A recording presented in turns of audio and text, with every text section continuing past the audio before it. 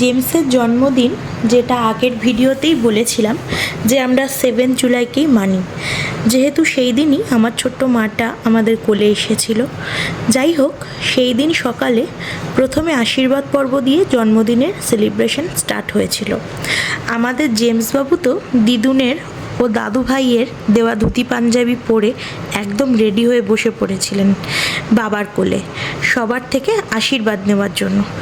তবে বাবুর ধুতিটা খানিকটা লুঙ্গির মতো দেখাচ্ছে, আপনারা একটু মানিয়ে নেবেন। তারপর আমরা সবাই মিলে আমার মাটাকে এক এক করে আশীর্বাদ করে নিচ্ছিলাম। প্রথমে আমি, তারপর তার বাবা, দাদু ভাই, দিদুন, দাদা ভাই আমার মাটাকে ধান, দুব্বা, প্রদীপের শীষ দিয়ে আশীর্বাদ করে নিচ্ছিলাম। তবে আমি আশীর্বাদ করতে গিয়ে মাটাকে চটকাতেই ব্যস্ত ছিলাম। সবার থেকে আশীর্বাদ নেওয়ার সময় আমার মাটা খুব আনন্দ পাচ্ছিল।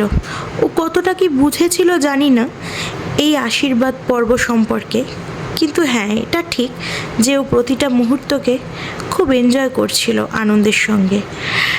সেটা ওকে দেখেই বোঝা যাচ্ছিল। এখন ডাইনিংয়ে এসে গেছেন মহারাজ তার বার্থডে স্পেশাল লাঞ্চ করার জন্য। মহারাজের বার্থডে স্পেশাল লাঞ্চের ভিডিও খুব তাড়াতাড়ি আসতে চলেছে। আপনারা ততক্ষণ খুব ভালো থাকুন, সুস্থ থাকুন আর আনন্দের সাথে আমাদের দুষ্টু মিষ্টি জেমসের ভিডিও দেখতে থাকুন। আর আমার জেমসকে খুব খুব খুব আশীর্বাদ করুন, অনেক অনেক অনেক আশীর্বাদ করুন। ও যাতে সুস্থ থাকে, ভালো থাকে এবং সব সময় আনন্দে থাকে। নমস্কার।